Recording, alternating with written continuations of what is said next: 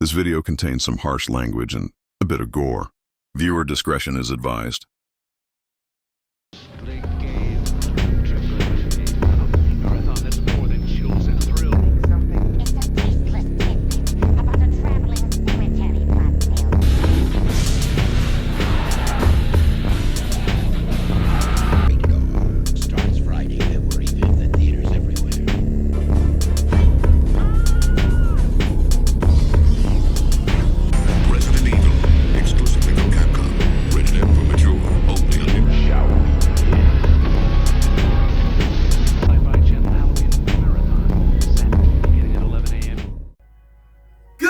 Everybody, my name is Mr. K. Sardonicus. Welcome to my Vault of Horror.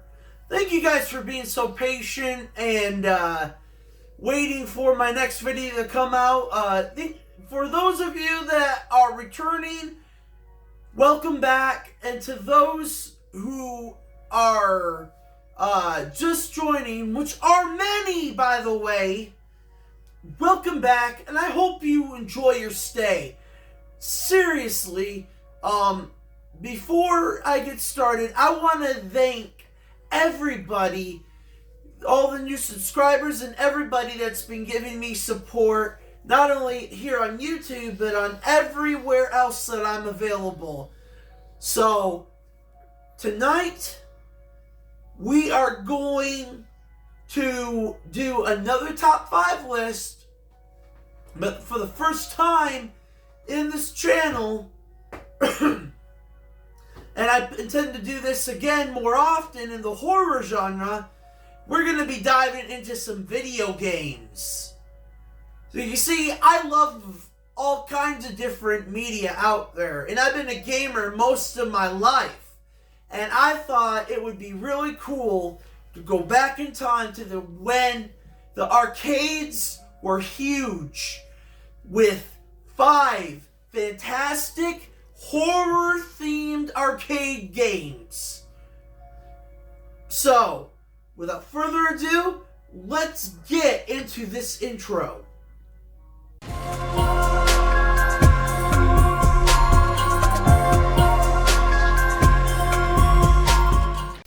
Now, before we begin, before we start at number 5, I would like you guys to please like, comment, subscribe, comment what your favorite arcade game is, horror or not. This is a really big deal for me because I love video games. I've always wanted to talk about horror video games or video games in general in this channel. So, we're going to get started with number 5, and just so you know, disclaimer, these are not all from the 90s. Some of these are from the, like, at least one of them is from the 2000s, I believe. But I believe all of them are from the 90s. I could be wrong. Off the top of my head. I'll probably pop up my little mascot and correct myself in editing if I have to. So, without further ado, let's get at number 5.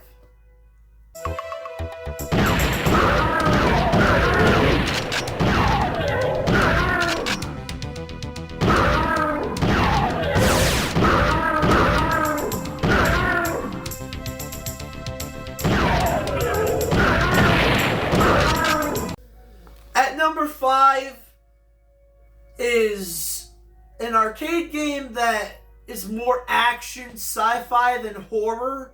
But it's got a lot of horror stuff in it. It's got zombies, grotesque aliens, blood and gore, and absolutely cheesy dialogue that would be perfect in a B movie from the 50s. This is Area 51. I was lucky enough as a kid to grow up with this arcade game and the PS2 an Xbox remake that we got that was a whole nother fucking can of worms that I will be talking about sometime in the future. Stay tuned for that shit. Because Area 51 in the arcades, and then their console remake that was completely fucking different. They're both incredible, and I'm glad I grew up with both of them. seriously, there's nothing really to the game except point and shoot at the infected alien soldiers, and you gotta make sure you don't hit your agents who are in the middle of battling with you. And then later on in the game, you actually fight some actual aliens that look so fucking cool. I know they were stop motion back in the day. Back in the 90s, when you wanted to do shit like that, we still had to work with claymation, stop motion animation, because CGI, it was so rough looking back then. You know, I mean, yeah, even back then, like during the PS1 days, which, by the way, Area 51 was for the PlayStation 1. But even back then, they had to do pre-rendered backgrounds. You know, I mean, technology was different back then, but they did it so fucking well in both ways. So I gotta give it to Area 51 as number 5, because there's just not very many horror arcade games out there, especially light gun wise, unless you're talking about the entire House of the Dead series, which we'll get to that later. But, you know, I gotta give it to Area 51 because it did kind of scare me, you know, as a kid when I was playing it back in the day with my late father. So I gotta give Area 51 number 5.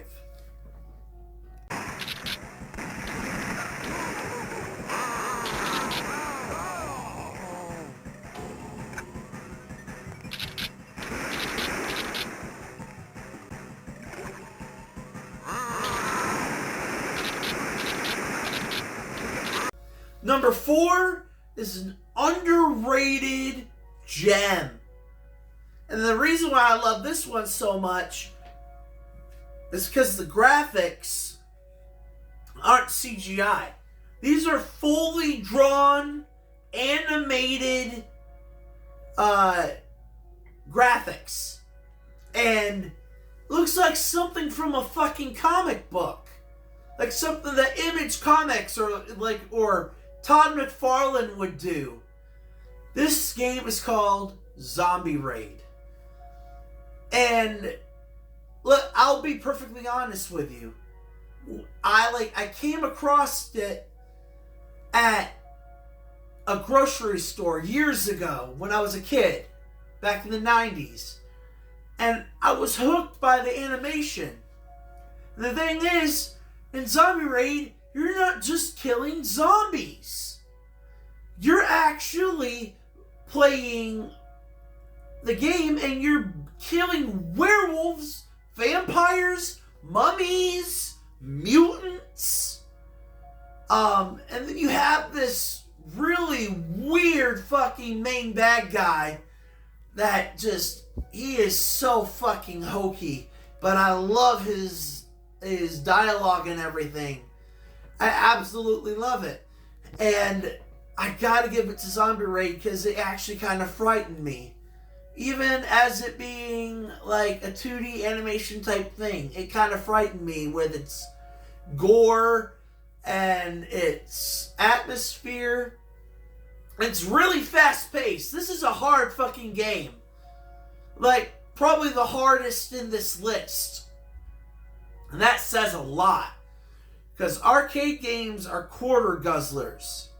For those of you that are watching and don't know what an arcade is, man, like, seriously, like, I don't even know if you should even be watching this channel.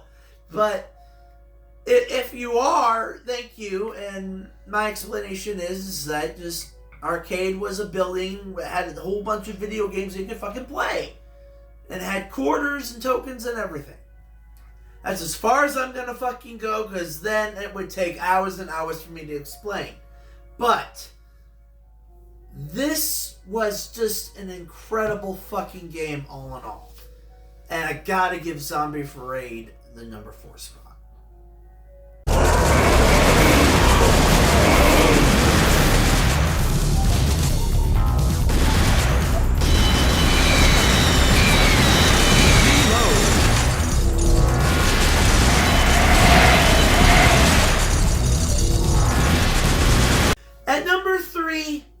This is another underrated gem, and the arcade machines were very rare. And it was mainly noticed on the PlayStation 2 with the Namco Gun-Con 2 controller. This was also a game that wasn't very gory, with like blood and body parts flying, but it gets pretty graphic for what it does with a teen rating.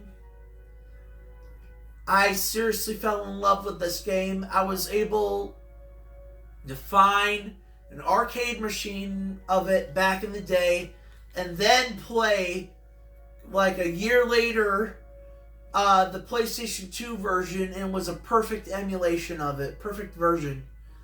And this is Namco's Vampire Knight. Vampire Knight is the best vampire light gun shooting game if there ever fucking was one. Because there are not many. Like, Zombie Raid had vampires in it, but it had more than vampires in it. Vampire Knight is straight vampires. Like, even the parasites that you see attached to humans, which is a game mechanic in this game, even those are vampires. Like, it's crazy how they were able to pull this off. Because Vampire Knight is absolutely amazing. It is brutal, it is fun, it is difficult, but not too difficult. You can still beat it if you really try to.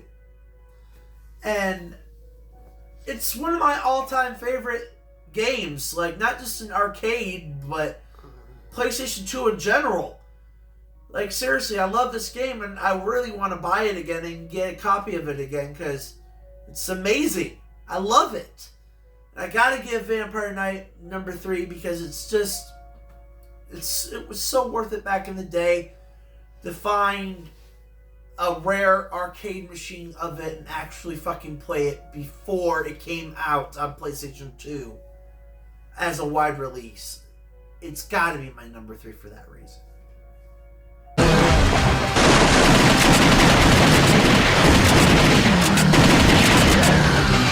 James!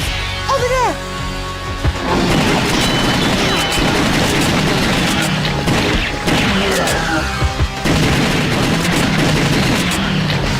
At number 2, we have an absolute classic in the light gun subgenre. Now, you may be thinking, well, if this is your number 2, what's your number 1? We'll get to that. But still, the fact that it's this high up on the list should say how much I love it. And I love this entire fucking franchise. That's right. I'm talking about House of the Dead 2. House of the Dead 2 was the first official light gun arcade game that I ever beat with my late father. I didn't beat Area 51 before House of the Dead 2. I didn't beat Zombie Raid or Vampire Knight before I beat House of the Dead 2. House of the Dead 2 was the one that really, like, got me into the franchise. And then I went back to House of the Dead 1. I love House of the Dead 2. And I love the entire franchise altogether. The franchise, I don't think, has ever really had a bad game. But House of the Dead 2, you know, it's a classic. It's known by everyone who knows fucking video games. If you were to talk to a video game content creator or someone who just is obsessed with video games in general, you mention House of the Dead 2, they're gonna talk to you for fucking hours about their experiences with this game. More than any other fucking light gun game in the fucking market at that time. House of the Dead 2 dominated. And so many people, thousands, millions, possibly billions of people have played House of the Dead 2, and it has become an absolute classic. Not a cult classic, a classic. This is, despite the ridiculous voice acting, this is like literally a 10 out of 10 fucking game. And honestly, I don't think it should ever have been remade. I don't think the first House of the Dead game should have ever been remade. And the remake was actually pretty fucking terrible. And I don't know how the developer, whoever's doing the House of the Dead 2 remake, like, I don't know how they're going to nail it this time, because they didn't nail it the first time. They nailed it. They missed. Like, if those developers end up doing this, like, literally, if they screw this up again, it's going to be, yeah. Because, as a metaphor, they were hammering a nail into a piece of wood, and they bashed their fucking thumb so hard that they broke it. If they do it twice, no, I don't want a third one. Bring another developer to do stuff like that, to bring the House of the Dead franchise back. Scarlet Dawn is the newest light gun House of the Dead game out there, so they're still doing House of the Dead games, like from the original franchise, not the remakes. Check those out instead of the remakes. And if you haven't played House of the Dead 2 yet, you can find it on the Dreamcast. But then if you want an easier, accessible copy of both the second one and the third one at once, with extra goodies, and it's the full package, you know, and you can have it red blood, green blood, however you want it, go on the Wii. Go get House of the Dead 2 and 3 Return on the Wii. You'll be able to find a new copy for like $40 on eBay or Amazon, or you can find it pre-owned for maybe like $20-something. It's so worth it. And definitely get one of those little gun shells for the Wii controllers. It'll make it an even better experience. It's literally, at this moment, it's the best way to have the authentic experience of House of the Dead, the original. And I gotta give House of the Dead 2 the second spot for the memories it had brought me. But only one can top this list, and we're about to find out.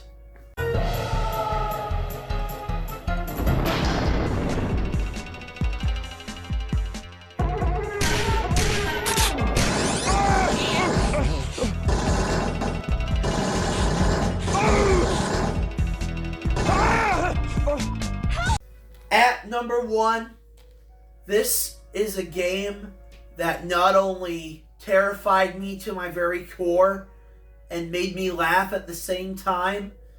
This was a game that I had never seen before until I saw this very game. This game was only available in the arcades, never got a console port. The closest that you can have to playing it at home is to emulate it on your PC. And it's hard to emulate on a PC. It is a bitch. This is Midway's underrated gem, Carnival. This game gave me nightmares. This is the only game on this list that gave me nightmares.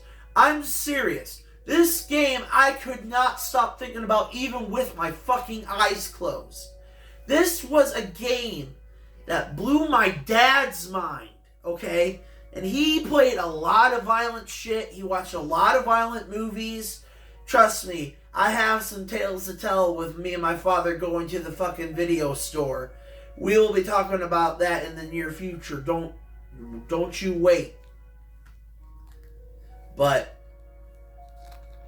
seriously, Carnival is literally the bloodiest, the goriest, the nastiest light gun game that I've ever had the opportunity to fucking play. This game was so nasty, it was getting censored, and even one of the bosses got censored. Because one of the bosses is literally a giant Frankenstein baby. And it's absolutely amazing. I love it. You know, and this was an incredible fucking game that I grew up loving. And I wish it would have had a home console port, but it never did. And I can't emulate for shit. So, like, my memories of playing that game are all I have left. And I still, to this day, think about the game. I still watch long plays of it, even though I've seen it so many damn times. This game is incredible, and I love it. And I'm glad that I had the opportunity to play it. And let's not forget to thank Midway for its contributions in the video game industry when it was around. Because they were responsible for Narc, Spy Hunter, Mortal Kombat, Total Carnage, Smash TV, and so many other games. Oh yeah, and Rampage. Let's not forget Rampage. Come on now. But seriously, Carnival was when they first really dived into the horror genre. You know, and they would do it later in the PS2 era with The Suffering, which we'll talk about that in the future. But I gotta give it to Carnival as number one because of how much it affected me and how much it was another level of what I really enjoyed in the arcades, which was brutal, non-stop, just horrifying action and nuttiness. So I gotta give Carnival number one. And that is it. For now, at least. I want you guys to like, comment, subscribe. Tell me what your favorite horror arcade game is, or horror game in general. I'll be talking about video games more often, I promise you. This channel is for everything horror. And I might dive into some pop culture stuff in the near future, possibly. I want to get my views and subscribers up before I dip my toes into anything different. But before I go, I want to thank everybody, the new subscribers, the new followers, everybody that's helping me out on other platforms as well and following me there. Thank you guys so much for your support. I'm almost at 100 subscribers. If I can get there before I go to the 2 other horror conventions this year during the fall, that would be phenomenal. By the way, now that I'm thinking about it, now that I mentioned it, I'm going to 2 more horror conventions this year. So, if you, we're going to the Mac Attack Horror Convention here in October 18th. And then I'm going back to the Tulsa Horror Con in November. I will keep you updated on all of that in the future. And so, until next time, I'll see you later.